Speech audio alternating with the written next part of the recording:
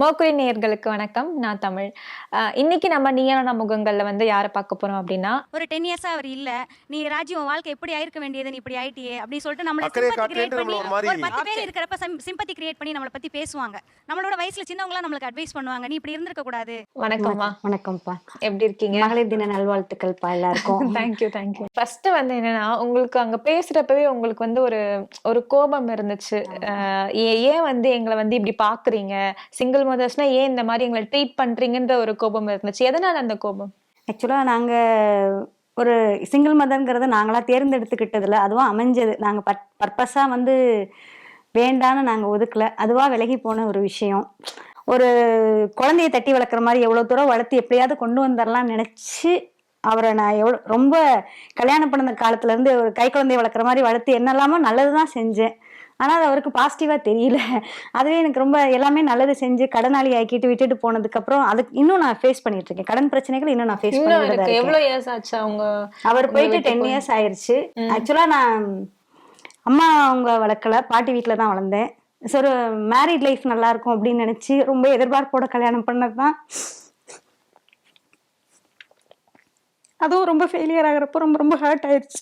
சொந்தக்காரவங்க முன்னாடி எப்படியாவது அச்சீவ் பண்ணணும்னு நினைச்சுதான் வந்து ரொம்ப போராடி நான் ஃபர்ஸ்ட் ஒரு நல்ல கம்பெனில தான் ஒர்க் பண்ணேன். மதுரையில் ஒர்க் பண்ணேன். டெய்லி 80 கிலோமீட்டர்ஸ் காலையில் 7:30க்கு ட்ரெயினில் உட்காந்தா போயிட்டு வந்துட்டு நல்லா ஏர்ன் பண்ணி அட்லீஸ்ட் பிள்ளைகளையாவது ஒரு ஒழுங்காக பார்த்துட்டு இருக்கட்டும், இவருக்கு ஒரு நல்ல தொழில் வச்சு கொடுத்து நல்ல சொந்தக்காரங்க முன்னாடி ஒரு கெத்தா வச்சு காமிக்கணும் அப்படின்னு நினச்சி தான் நான் எல்லாமே பண்ணேன் அவருக்கு.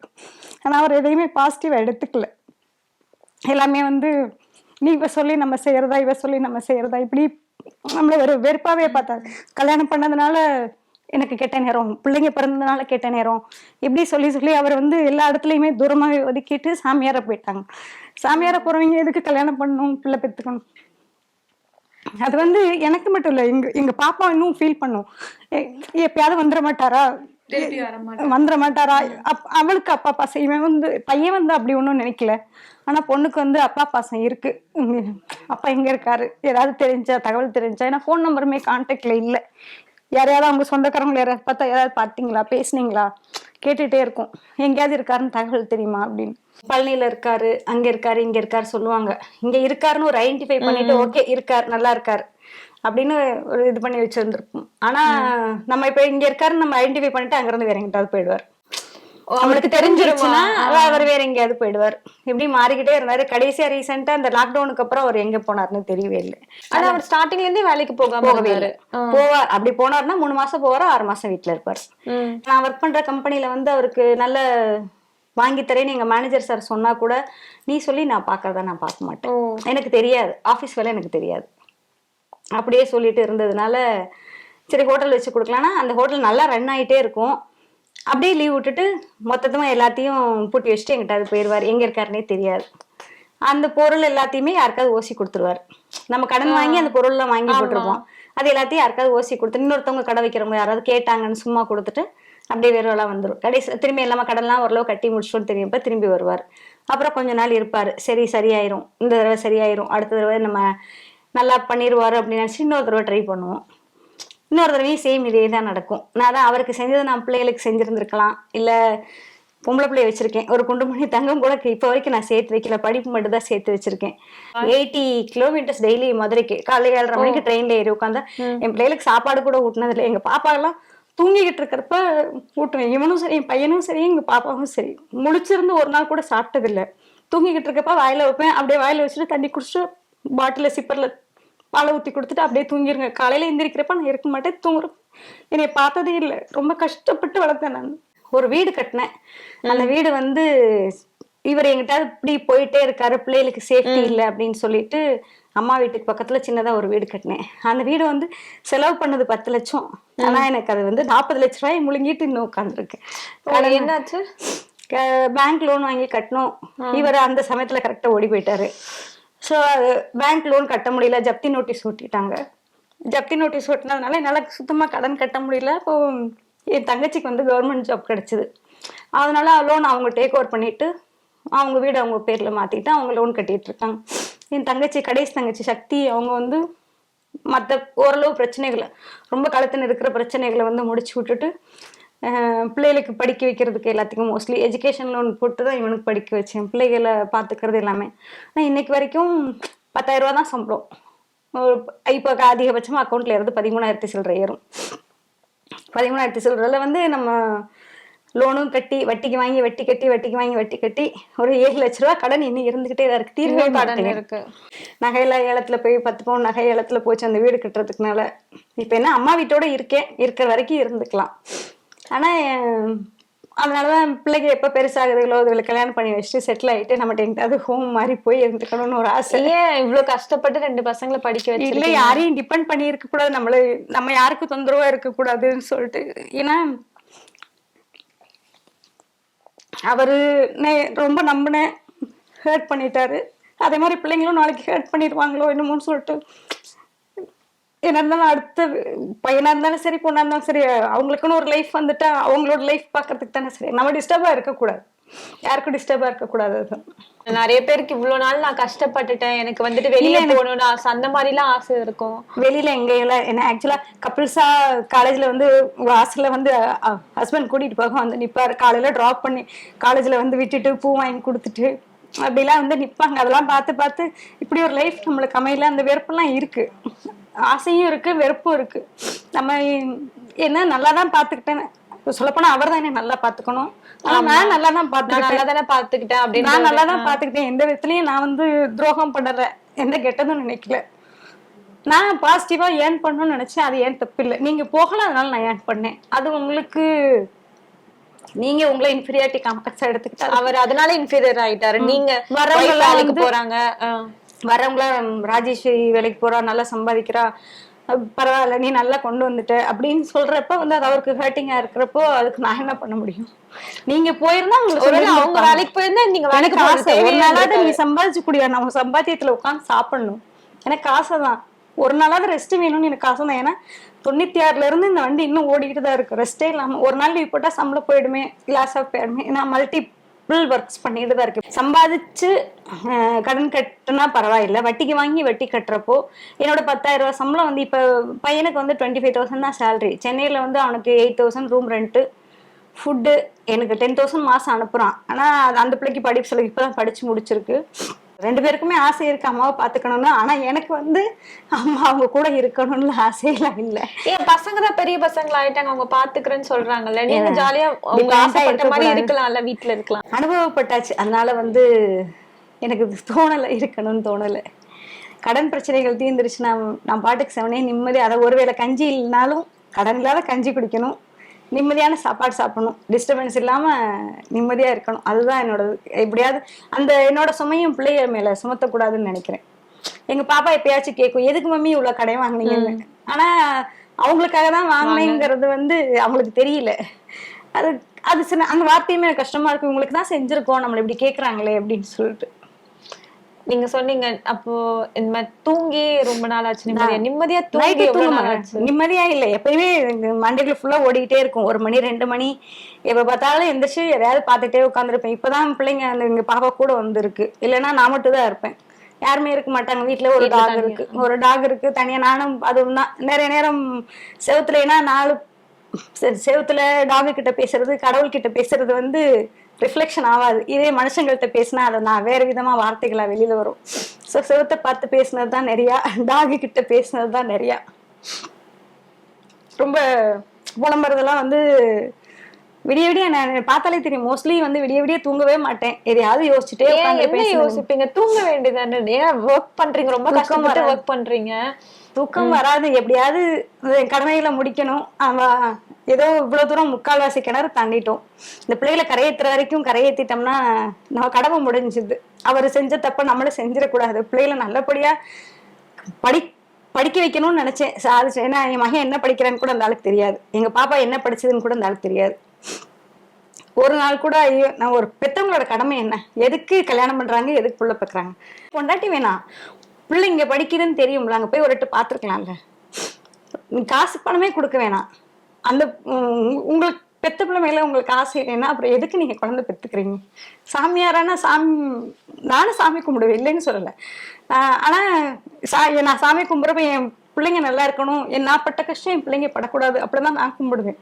என்னோட கஷ்டத்தை நான் சொல்லுவேன். நான் என்னது எதிரிக்க கூட இந்த நிலைமை வரக்கூடாதுன்னு தான் நான் கும்பிடுவேன். நீ சாமியாரா போறீல, எதுக்கு போற? இவ்வளவு பேர் பாவத்தை கொட்டிட்டு அந்த சாமி உனக்கு என்ன கொடுக்க போகுது? ஒருவேளை இப்ப ஒரு எக்ஸாம்பிளுக்கு கேட்கிற, ஒருவேளை இப்ப அவரை பாத்தீங்கன்னா அவர்கிட்ட என்ன கேட்பீங்க? இல்ல திருப்பி வந்து வீட்டுக்கு வர சொல்லிடுவீங்களா? மூக்குத்தியம்மன் பாத்தீங்கல்ல, அதேதான். அந்த டயலாக் நான் நிறைய கொஞ்ச நாள் ரொம்ப நாள் மொபைல்ல வச்சிருந்தேன். தினந்தனம் ஃபர்ஸ்ட் வந்து பார்த்து அந்த ஒய்ஃப் பார்த்து அழுகிறப்ப எதுக்கு இந்த அம்மா அழுகுதுன்னு நான் நினைச்சேன். உங்களை பார்த்துட்டு எப்படியாவது வீட்டுக்கு வந்துருங்கன்னு சொல்லி அழுகும். கடைசி ஒரு வார்த்தை சொல்லும், இனிமே நீங்க எனக்கு தேவையில்லை. என் பையனை கல்யாணம் பண்ணிக்கிற பொண்ணா இருந்தாலும் சரி, என் பொண்ணை கல்யாணம் பண்ணிக்கிற மாப்பிள்ளையா இருந்தாலும் சரி, நான் இதுதான், நான் இப்படிதான், இதை ஒத்துக்கிட்டு அக்செப்ட் பண்ணிட்டு கல்யாணம் பண்ணிக்கிறீங்களா? ஓகே. அவர் வரணும், அப்பா அம்மா இருந்து கல்யாணம் பண்ணி வைக்கணுன்ற எனக்கு வேண்டாம். ஏன்னா என்னைய புரிஞ்சுக்கிட்டா என் பிள்ளைகளை கண்டிப்பா புரிஞ்சுக்குவாங்க. 2 பேருமே நல்லா படிக்க வச்சிருக்கீங்க. ஆனா அது அவ்வளவு சுலபம் இல்ல. அப்ப ஸ்டார்டிங்ல இருந்து என்னெல்லாம் கஷ்டப்பட்டீங்க இவங்களை படிக்க வைக்கிறதுக்கான அந்த ஒரு சிரமம்? எனக்கு வெறும் 10,000. நான் ஃபர்ஸ்ட் கம்பெனில ஒர்க் பண்றப்ப நல்லா ஏர்ன் பண்ணேன். ஆனா ஸ்கூல்ல வேலை பார்க்குறப்ப திரும்பி அகெயின் 8,000 சேலரியில இருந்து திரும்பி 3,000 ரூபாய் டவுன் ஆயிடுச்சு. நான் திண்டுக்கல் லோக்கல் வரப்ப எனக்கு வெறும் 3,000 ரூபாய் தான் சம்பளம். அந்த 3,000 சேலரியில இருந்து அதுக்கப்புறம் கொஞ்சம் கொஞ்சமா நம்ம இப்படியே இருக்குமே அப்படின்னு சொல்லிட்டு கவர்மெண்ட் போஸ்டிங் ட்ரை பண்ணோம். அது ஒரு மேனேஜ்மெண்ட் ஸ்கூல்னால அவங்க சொந்தக்காரங்களுக்கு போட்டுட்டு போயிட்டு வாங்கன்னு சொல்லிட்டாங்க. அந்த போஸ்டிங்காக தான் 3,000 சேலரினால பரவாயில்லைன்னு சொல்லிட்டு இறங்கி வந்து ஒர்க் பண்ணோம். ரொம்ப கஷ்டப்பட்டு ரெஸ்ட் ரூம் கழுவுற வேலை மட்டும்தான் பார்க்கல, மற்ற எல்லா வேலையும் பார்த்தோம். ஸோ அந்த வேலை கிடைக்கல. அதுல ரொம்ப வெக்ஸ் ஆகி போய் தான் இன்னொரு காலேஜ் ஜாயின் பண்ணேன். அந்த டியூஷன் எடுத்தது, ப்ராஜெக்ட் பண்ணது, எல்ஐசி ஏஜென்ட் பார்த்தது, எல்லா இடத்துலையுமே ஸ்ட்ரகிள்ஸ் நிறைய ஃபேஸ் பண்ணியிருக்கோம் தான். போற இடத்துல எல்லாம் ஒரு பாலிசி போடுங்கன்னா, பாலிசி போடுறேன்ப்பா ஆனா எனக்கு பதிலாக இது செய்யறியாப்பான்னு கேட்பாங்க. அவங்க ஒரு டைம்ல வர சொல்லுவாங்க. அந்த டைமுக்கு போனா நம்மளுக்கு ப்ராப்ளம் தெரிஞ்சு போக மாட்டோம். என்ன மாதிரி டைம்ல சொல்லுவாங்க? அவங்க வீட்டுல ஆள் இல்லாதப்ப வாப்பாம்பாங்க. இல்ல ஏதாவது ஜென்ஸ் பேசுறப்ப நம்ம சொந்தக்காரங்கள்ட்ட தான் கேட்போம். 60 வயசு கிழவனா இருப்பான். அவர் இந்த மாதிரி மெச்சூரிட்டி பாலிசி இருக்கு போடுறீங்களான்னு கேட்டா, இல்லப்பா ஒரு 8 மணிக்கு மேல வாப்பாப்பா, அவன் வந்து அமௌண்ட் வாங்கிக்கம்பாங்க. 8 மணிக்கு மேல அவங்க வீட்டுல ஆள் இருக்க மாட்டாங்கன்னு தெரியும். நம்ம அது போறது ப்ராப்ளம்னு தெரிஞ்சு நாங்க போக மாட்டோம். அவ்வளவுதான். நாங்க கொஞ்சம் ஷார்ட் டெம்பர் தான். ஏன்னா ஷார்ட் டெம்பருங்கிறது நானா எனக்காக உருவாக்கிக்கிட்டது. நான் தனியா இருக்கிறதுனால என்னை யாரும் தப்பான கண்ணோட்டத்தோட என்ன பாத்திரக்கூடாது, பேசிடக்கூடாது அப்படிங்கறதுனால ஒர்க்லயும் சரி ஸ்ட்ரைட் ஃபார்வர்டா இருக்கணும், என்னோட விஷயத்துல பர்ஃபெக்டா இருக்கணும்னு நினைக்கிறேன். நம்மளை விட சின்ன பையனும் பேசுவான், பெரியவங்களும் பேசுவாங்க. ஆனா அவங்களுக்கு தெரியுது நம்ம இதுல சிங்கிளா இருக்கோங்கிறது தெரியுது. இவங்களை கேட்டா யாரும் டிஸ்டர்ப் பண்ண மாட்டாங்கிறது தெரியுது. அந்த லேடிஸ்னாலே ஒன்லி ஏன் இந்த பார்வையில பாக்குறீங்க, தயவுசெய்து அந்த பார்வையில பாக்காதீங்கன்னு தான் நான் திரும்பி அங்கேயும் தான் சொல்லணும்னு நினைச்சேன். நீங்க பேசுற வார்த்தைகள் வந்து பசுமையா இருந்ததுன்னா உறவுகள்ல பசுமையா வைங்க, வார்த்தையில பச்சையா பேசாதீங்க. அந்த வார்த்தை வந்து அன்னைக்கு ஃபுல்லாவே ரிஃப்ளெக்ஷன் இருக்கும். நம்மளை பார்த்து இப்படி சொல்லிட்டாங்க, நம்மளை பார்த்து தனியா இருக்கிறதுனால தான் இப்படி பேசிட்டாங்க. நிறைய தடவை ஃபீல் பண்ணியிருக்கேன். இது வந்து ஒரு ஹஸ்பண்ட் இருக்கிற பொண்ணை பார்த்து அந்த வார்த்தை கேட்பாங்களா? தனியா இருக்கும்னு தெரிஞ்சு யாரும் கேட்க மாட்டாங்கன்னு தைரியமா தானே கேட்கறாங்க. அதுதான் திரும்பி சொல்ல வர்றது. நான் அவங்கள்ட்டையுமே சொல்லியிருக்கேன், தயவுசெய்து இப்படி பேசாதீங்க, உங்களை பாருநேரே அண்ணன்னு கூப்பிடுறேன், இந்த வார்த்தை பேசாதீங்க, அது நல்லா சொல்லுமே. ஆனா அதை ரிப்பீட் பண்றாங்க. மறுநாளே வந்துரும். அந்த ஒரு நாள் விடுவாங்க, மறுநாளே திரும்பி வரும். அப்ப எல்லாம் குழந்தைங்க சின்ன பசங்க. அதுக்கப்புறம் வர்ற ப்ராப்ளம்ஸ் எல்லாம் ஒரு ராங் காலே வந்தா கூட பையன்கிட்ட கொடுத்து பேச சொல்லிடுவேன். தம்பி இது மாதிரி எது தப்பா வருதுடா, நீ பேசுறா. மெசேஜே ராங் மெசேஜ் வந்தாலும் பையன் பதில் சொல்லிடுவான். எனக்கு ஓரளவு ஒரு ஸ்டேஜுக்கு அப்புறம் என் பையன் எனக்கு நல்லா சப்போர்ட் பண்ணான். ஒரு மறுமணம் பண்ற ஐடியா ஏதாச்சும் இருக்கா? அப்படிலாம் சுத்தமா இல்லப்பா. ஏன்னா ஒரு வாழ்க்கையை வெறுத்து போய் தான் இருக்கும். இன்னொரு கல்யாணம் பண்ணணும்னு ஆசையெல்லாம் இல்லை. கல்யாணம் பண்ண வீட்டுக்காரு வந்து நல்லா வச்சுக்கணும்னு ஆசை இருந்துச்சு. ஒரு பூ வாங்கி தரணும், புடவை வாங்கி தரணும். எனக்கு ஒரு வாய்ப்பு இருந்ததுன்னா, எனக்கு பிரச்சனைகள் முடியறது, கடவுள் எனக்கு ஏதாவது செஞ்சாருன்னா என் தங்கச்சிக்கு மட்டும் நல்லா செய்யணும். என் பிள்ளைகளுக்குமே அதாவது செய்வேன். என்னைய பாத்துக்கிறீங்களோ இல்லையோ, என் தங்கச்சி நல்லா பாத்துக்கங்க. ஏன்னா அவ பிள்ளைகளுக்கு செய்யறதை விட அவ பிள்ளைக்கு 10 ரூபாய்க்கு செஞ்சா என் பிள்ளைக்கு ஈக்குவலா 10 ரூபாய்க்கு செய்வா, 20 ரூபாய்க்கு கூட செய்வா. இதுகளுக்காகவே அவ லேட்டா கல்யாணம் பண்ணிக்கிட்டு இப்பதான் அவ பிள்ளை 6th படிக்கிறா. என் பையன் இன்ஜினியரிங் படிக்கிறா, அவ பிள்ளை 6th படிக்கிறான்னா 30 ஏஜ்ல தான் அவ கல்யாணம் பண்ணிக்கிட்டா. பிள்ளைகளை படிக்க வச்சது எல்லாமே மோஸ்ட்லி என் தங்கச்சி தான். நான் வயிறு ரூபி அனுப்புறனோ இல்லையோ, என் தங்கச்சி நல்லா வயிறு ரூபி அனுப்பிச்சு விடும். மனசு ரூபி வயிறு ரூபி நிறைய ட்ரெஸ் எடுத்து கொடுத்து நிறைய காசு கொடுத்து அனுப்பிச்சு விடுவா. அதான் நான் வந்து, ஆனா என் தங்கச்சி சொல்லும், இன்னொரு ஜென்மத்துல எல்லாம் எனக்கு வேணவே வேணான்னு சொல்லுவோம். நான் சொல்றேன், இன்னொரு ஜென்மத்துல எடுத்தாவது நான் உனக்கு ஏதாவது செய்யணும். ஏன்னா அந்த அளவுக்கு அவங்க வீட்டுக்கார் தெரிஞ்சு செய்யற அளவு, தெரியாம செய்யற அளவு நிறைய கஷ்டப்படுத்திருக்கேன். நிறைய அமௌண்ட்டும் செஞ்சிருக்கா. ஏன்னா அவன் நினைச்சிருந்தா அவளுக்கு சேர்த்து வச்சிருந்துருக்கலாம்ல. ஒரு 10 லட்ச ரூபா வரைக்கும் என் கடனை கட்டி விட்டுருக்காங்க. எந்த அக்கா தங்கச்சிகளும் அப்படிலாம் செய்யறாங்களா இல்லையான்னு தெரியல.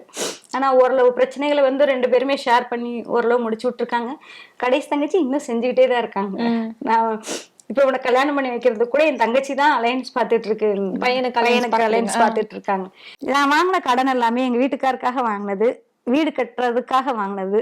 இதுதான். என் பிள்ளைகளுக்காக வாங்கின கடன் வந்து ரொம்ப கம்மியாக தான் இருக்கும். என் பிள்ளைகளுக்குன்னு நான் தான் சொல்கிறேன், என் பிள்ளைகளை பெற்று போட்டது மட்டும்தான் நான் வளர்த்தது ஃபுல்லாக என் தங்கச்சி மட்டும்தான்.